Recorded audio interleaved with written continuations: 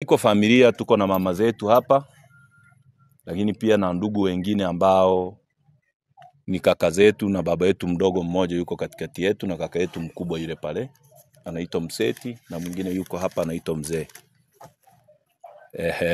Kwa hiyo tumeona tuwaite hapa kwa uchache wetu, pengine kuanzia baadaye watu wataweza kuwa wengi zaidi, lakini tukasema tuwape hii briefing kwanza. Tarehe 18 mwezi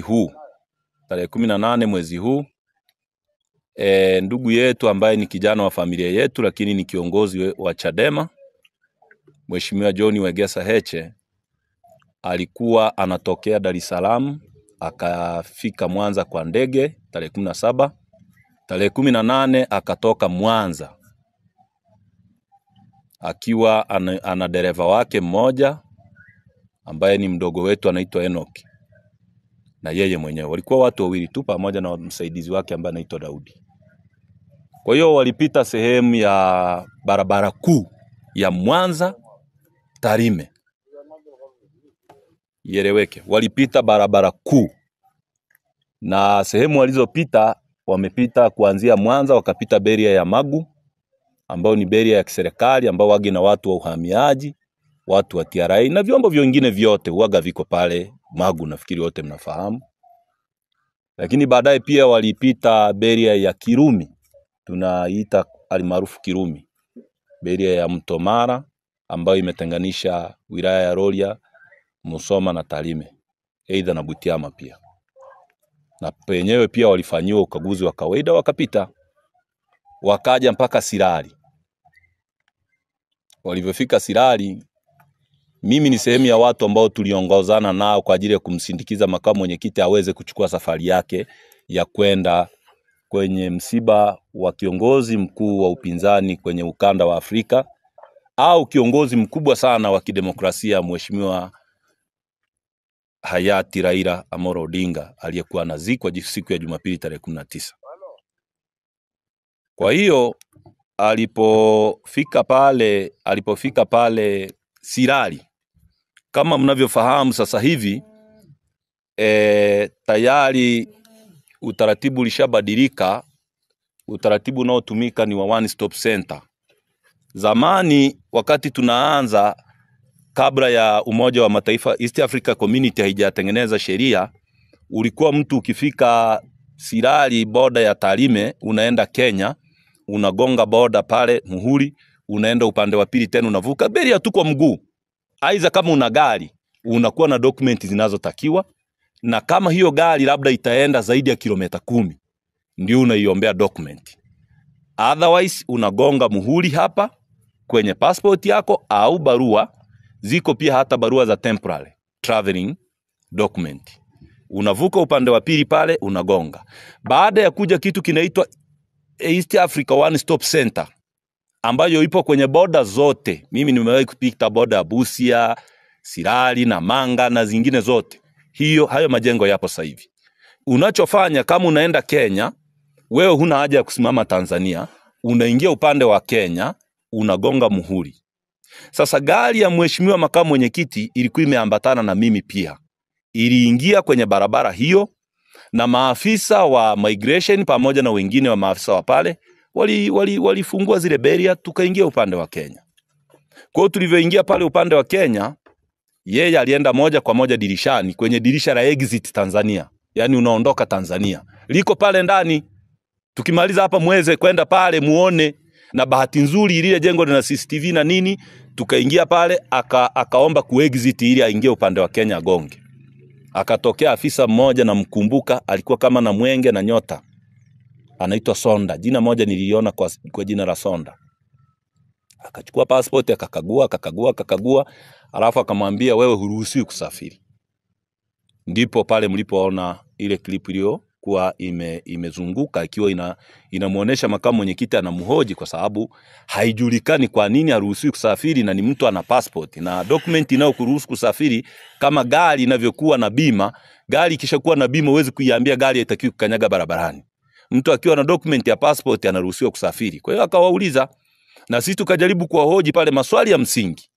Kama haruhusiwi kusafiri, Ni mahakama ndio zimemzuia au ana dhamana polisi au ana dhamana mahakamani, ambayo hiyo dhamana imempa baadhi ya vigezo kwamba huruhusiwi kutoka nje ya nchi? Hakuna. Yeye yule mtu akatoka nje ya ofisi, akatoka nje kama vile haelewi, akaondoka.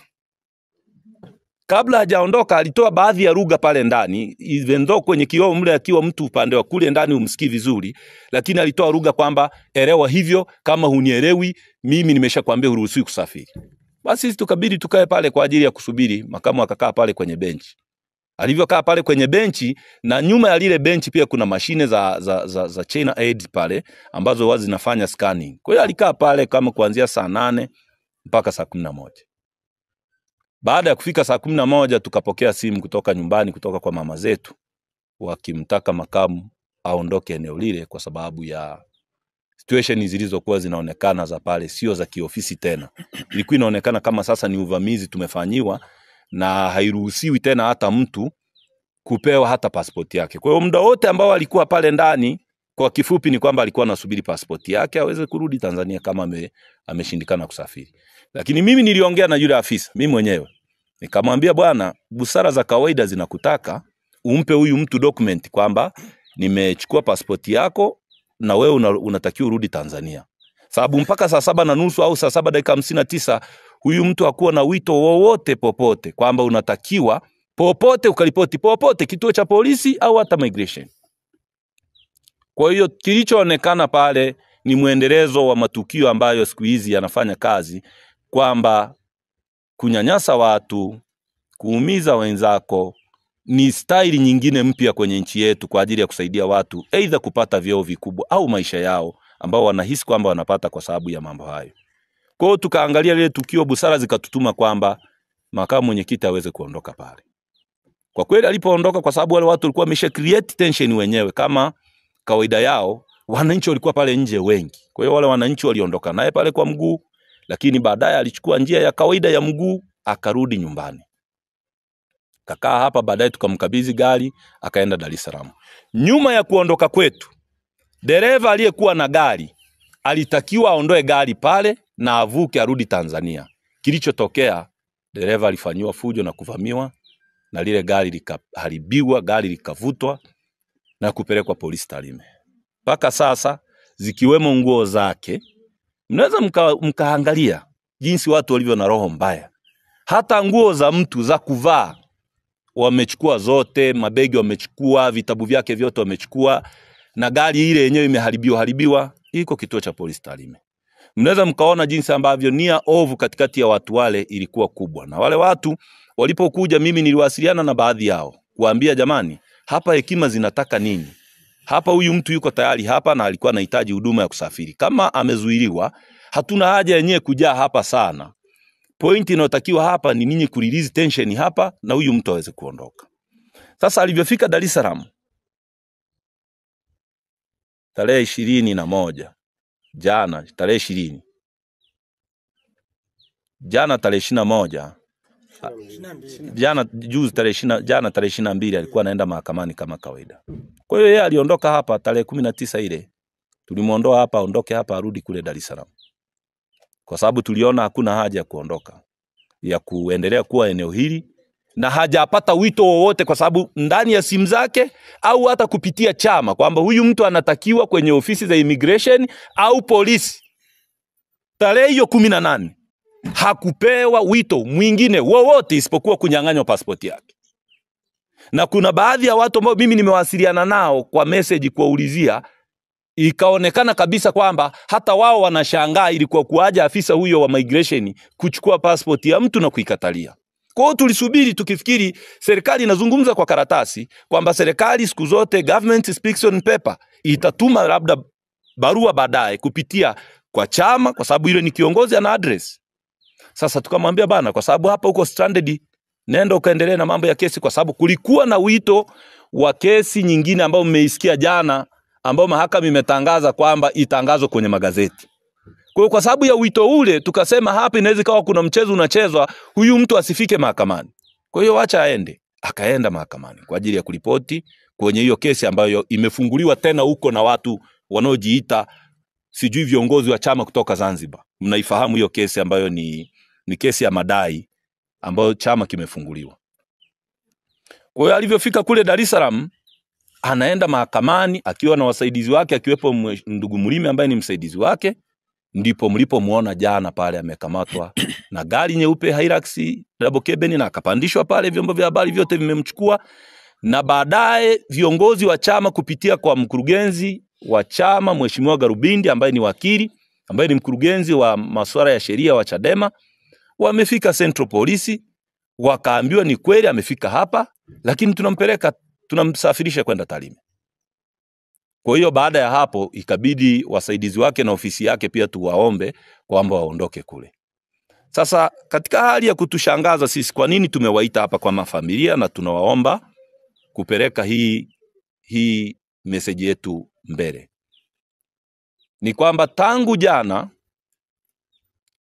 mtu ambaye ni kiongozi ambaye anaweza kuitwa polisi pia kwa barua, kwa message, vyovyote vile na akaenda, serikali imechukua jukumu la kumbeba kutoka Dar es Salaam kwa fedha za serikali, mafuta ya serikali, na pengine na watu wamelipwa posho pale ndani, kama ambavyo inaonekana saizi kwamba uharibifu wa mali kwa ajili ya watu kupata posho zao ni sehemu ya maisha ya watu kwenye serikali yetu. Wameondoka naye. Distance ya kutoka Dar es Salaam mpaka Tarime, hata kama unasafiri na basi la Best Line ambalo limeondoka jana saa 7 usiku, leo liko Tarime. Si ndio hivyo jamani? Liko Tarime Best Line basi. Basi kama ni pikipiki yenyewe ingeisha ingia pia. Wamechukua gari za serikali ambazo wanajua wao wenyewe, wameondoka na huyo mtu jana saa 3. Saa hizi tulivyowaita hapa nafikiri ni saa ngapi hapa? Saa 10 kasoro saa hizi. Saa 10 kasoro. Masaa 32. Gari ya kawaida inaenda Dar es Salaam kwa masaa 18, 16. Masaa 32. Na huyu mtu ambaye wameondoka naye ni mtu ambaye utaratibu wake wa maisha alishaubadilisha. Ana mfumo wake wa chakula, ana mfumo wake wa kulala, na ana mfumo wake wa kufanya na mazoezi. Lakini kingine kikubwa ni kwamba hatuna imani na hao watu, kwa sababu huyu mtu ameshasema kabla kwamba anawindwa kwa uovu, ama kwa kuwekewa sumu, ama vyovyote vile wanavyojua wao. Na alishapewa tahadhari hizi na alishazisema yeye mwenyewe kwenye public domain. Sasa sisi kama familia, mimi binafsi nimepokea simu nyingi sana za wananchi wa kawaida wasio kuwa na chama, wachungaji na watu mbalimbali, wakitaka kujua huyu mtu yuko wapi. Na sisi tumewaita hapa kutaka mumuulize Rais Samia Suluhu Hassan, ambaye yeye ndiye kila siku anaonekana kusema mimi ni amiri jeshi mkuu, mimi ni amiri jeshi mkuu, mimi ni amiri jeshi mkuu, kwamba uamiri jeshi ni pamoja na kulinda raia katika nchi yako. Uamiri jeshi sio kuagiza watu kuumizwa na kuuawa. Tunasema serikali na jeshi la polisi wasitengeneze taharuki zisizokuwa na msingi, ambazo hazina maana, unnecessary. Kwamba mna mtu wa watu ambaye ana watoto, ana familia na mama zake kama hawa hapa. Ni vizuri mkawaambia, familia ikaambiwa ndugu yetu yuko wapi? Tunataka tujue ndugu yetu yuko wapi? Yani tumeenda polisi, kituo cha polisi leo saa 3 asubuhi. Siji kaleta shida. Tumeenda saa 3 asubuhi kituo cha polisi Tarime, hayupo. Tumemtuma wakili, ameenda immigration, hayupo. Tumetuma uongozi wa Chadema mkoa kupitia kwa katibu wa mkoa wa Chadema, na hatujataka wananchi, naomba muelewe, hatujataka wananchi kutaka kuongozana na sisi. Ila wananchi sio kwamba hawapo wa kuongozana na sisi kudai alipo ndugu yetu. Wapo wengi sana na wako tayari. Tena wakiita wanakuja. Lakini sisi tulichofanya kama familia, tunataka kutoa muda. Ndugu yetu wamepatikana. Na tunatoa muda kwa ajili ya kuendelea kuonesha ustahimilivu wetu na ustaarabu wetu katika mambo haya. Kwamba kwa sababu huyu mtu alikamatwa na jeshi la polisi, na jeshi la polisi lina viongozi, hatuoni sababu ya kuhoji kwa kutumia nguvu ya umma, of which ni kitu ambacho kitatokea muda wowote wao wakitupuuza sisi. Hilo halina kubembelezana kabisa. Na tuna watu, ajili ya Heche. Tuna wananchi. Bahati nzuri yule sio mkata ushuru, sio jambazi, sio mnyang'anyi, ni mtu ambaye ni mtu nadhifu, mtu msafi, na mtu ambaye hana kwere na mtu yeyote kwenye dunia hii. Ni mtu safi tu anayedai haki katika nchi yetu. Na amekuwa mtu bold, amekuwa mtu muwazi kabisa kwamba jamani, mimi nachodai ni watu walipwe mishahara mizuri, ni mali zetu zisiuzwe, ni uchaguzi huru na haki. Ni hayo tu. Hajai kudai kuua mtu. Lakini hivi tunavyozungumza na ninyi, mnamchukua mtu wa watu, ana watoto, ana mke, ana watoto, ana ndugu na ana wazazi kama hawa. Fikirieni tension na frustration ambazo watu wanatengenezewa, na provocation pia. Kwa sababu kuja tu umchukue mtu kutoka kwenye familia yake uondoke, na ni kutuprovoke wakati mwingine. Lakini kwa sababu serikali yetu kwa sasa inajivunia mitutu na mizinga na magari mapya ambayo inanunua, hata jana imenunua mengine, tunaamini watatupuuza. Na kwa sababu wanasema kulikuwa na afisa wa polisi pale, jina kwa sasa nimemuhifadhi, alisema pale, kwani Heche ni nani? Alisema pale, tulishaumiza wengi, kwani Heche ni nani? Tunafikiri labda alikuwa anasema ambacho ameshaelekezwa afanye. Lakini kutokwenda mbali sana, tunachosema sisi dai letu ni moja tu. Jeshi la polisi wasituambie nendeni uhamiaji, sijui nendeni, sijui kwa nani. Jeshi la polisi ndio walimchukua ndugu yetu Central Police, ndio walimchukua mahakamani, na ndio walienda naye Central Police. Jeshi la polisi halina mipaka kwenye nchi hii. Halijawahi kukosa communication kwamba eti RPC Kandamaru hawezi kuwasiliana na RPC Tarime Rorya. Sio kweli. Jeshi la polisi ndilo tunaendelea kulidai ndugu yetu. Kwa sasa tunalidai jeshi la polisi ndugu yetu kistaarabu kabisa, kama hivi ninavyoongea, kistaarabu kabisa. Sijara tangu jana kwa kweli. Mpaka sasa sijara. Na sitakula mpaka nitakapomuona ndugu yangu machoni mwangu. Otherwise nitakufa kwa ajili yake. Niko tayari. Niko tayari kufa kwa ajili ya ndugu yangu. Niko tayari. Ni jambo la msingi lieleweke kwamba ndugu yetu hata kufa kama punda. Kwamba hata kufa kama kuku. Kununuliwa eti wampoteze. Hiyo haitawezekana. Narudia. Sijara tangu jana. Na leo nzima sijara na sitakula. Ninachotaka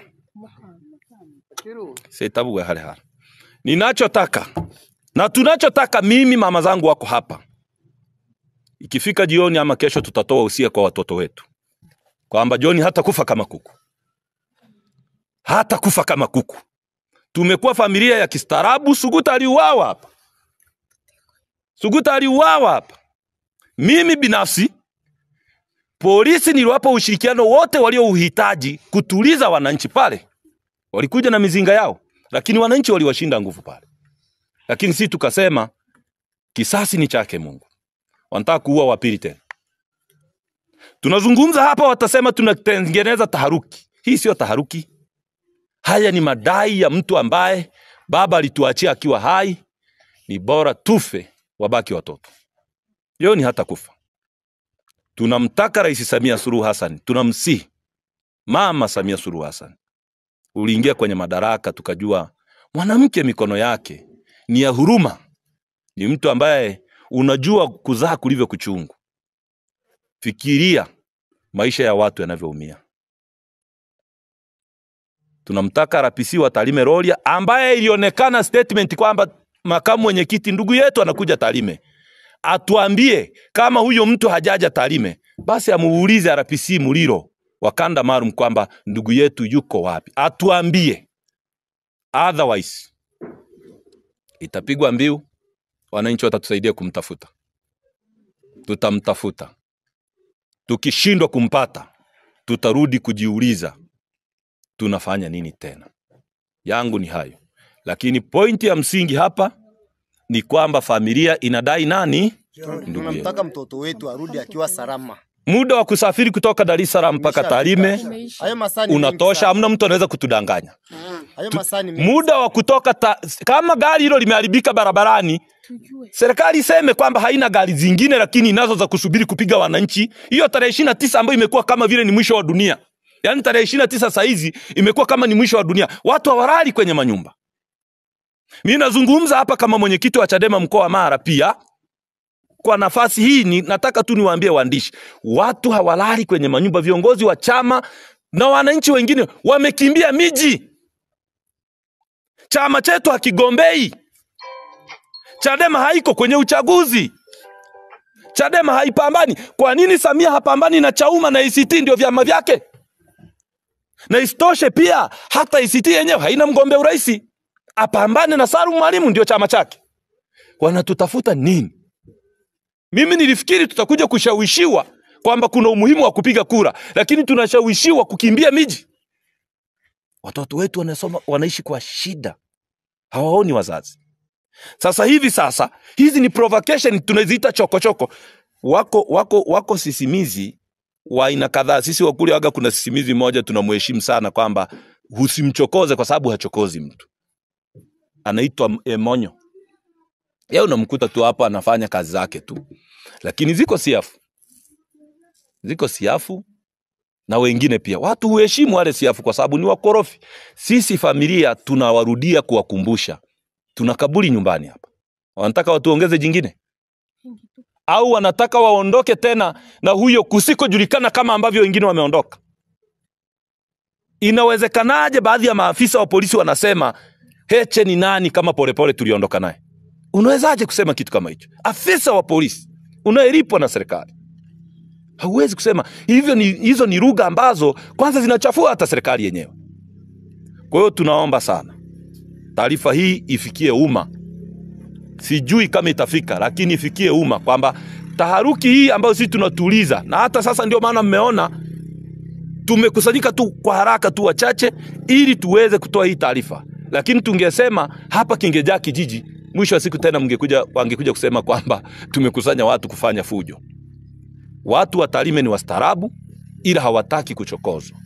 Wao wanasubiri kama serikali imefanya chochote inachofikiri kwa sababu ina nguvu, basi tutajua kwamba wamefanya hivyo kwa sababu wana nguvu. Sisi mpaka sasa hivi tunavyoongea hapa ni saa 10 saa hizi. Saa hizi ni saa 10. Kesho saa 3 asubuhi itakuwa masaa 48 mengine. Nafikiri kwa ajili tu ya ustaarabu, kesho saa 3 asubuhi tutakuwa tumeshaenda hatua nyingine ya pili kama familia, kwa sababu tutaona hili jambo sasa limetushinda. Sasa tukabidhi umma, na kwa sababu umma unajua sisi ni watu ambao hatuna doa, hatuna damu kwenye mikono yetu. Tuna imani tutalilia umma, na Mungu tutamlilia, na umma tutaulilia. Umma sasa utaamua wenyewe tunaelekea uelekeo gani. Lakini tunataka ndugu yetu tujue yuko wapi. Kwani jamani, mtu kama ana makosa si anakamatwa kisheria kama alivyokamatwa pale? Anapelekwa kituo cha polisi. Ndugu, mnakuwa na haki ya kumuona. Huyu mtu hanywi uji wa sukari, apelekewe uji usiokuwa na sukari. Huyu mtu hali nyama nyekundu, apelekewe chakula ambacho anataka na kula. Apelekewe na mtu anayemwamini. Na nataka niwaambie ukweli, Heche hawezi kula chakula atakachopelekewa na polisi wa Tanzania. Tusidanganyane, hata maji hivi hata kunywa. Ndio sababu mimi nimewaambia hata mimi sijara, kwa sababu najua nikila nitakuwa na msaliti yeye. Huwa anakunywa maji kutoka kwa mtu wake wa pili, tena anayemwamini yeye. Mbona hilo tayari tushaambiwa na viongozi wa dini na watu wengi tu kwamba tuwe nalo makini. Na ni mbinu tu ya kawaida ya kiulinzi katika viongozi jamani. Mnafahamu watu tulionao sio wote wanapenda nchi hii.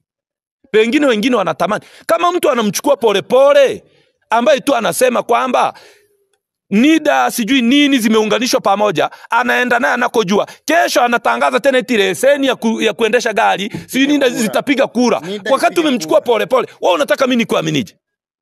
Nikuaminije niache kumwamini Polepole? Kwa hiyo ukweli ni kwamba ndugu yetu hata kula, wala hata kunywa maji kwa wale watu, wala hata fanya chochote. Familia inataka kama yuko kwenye kituo cha polisi, yenyewe ndio ihangaike, mama yuko hapa, mama yuko hapa, wao ndio wahangaike. Akiwaona wao atakubali kuchukua chakula, akiwaona wao atakubali kuchukua maji ya kunywa, na tunajua aina ya vitu anavyokula. Kwa hiyo sisi tunaona ni kama huyu mtu anateswa mara mbili, anateswa kisaikolojia, anateswa pia kiafya. Haya yote ni mateso, kwa sababu angekuwa mtu amefanya kosa, jamani, hata sisi tungekuwa hapa tunajihoji kwa nini anafanyaga hivi. Lazima tungemrudi kwamba bwana wewe hapana, unamchokoza rais. Bwana wewe hapana, unamchokoza IGP. Lakini huyu mtu hana kosa jamani. Haya, walisema amekimbia kwenda Kenya. Sasa pale walipomkamatia jana ni Kenya. Pale ni Kenya. Na kama walisema ameenda Kenya, basi waseme kwamba hawana uwezo wa kulinda mipaka ya nchi kwa sababu alienda Kenya. Amerudije Tanzania? Mlikuwa wapi?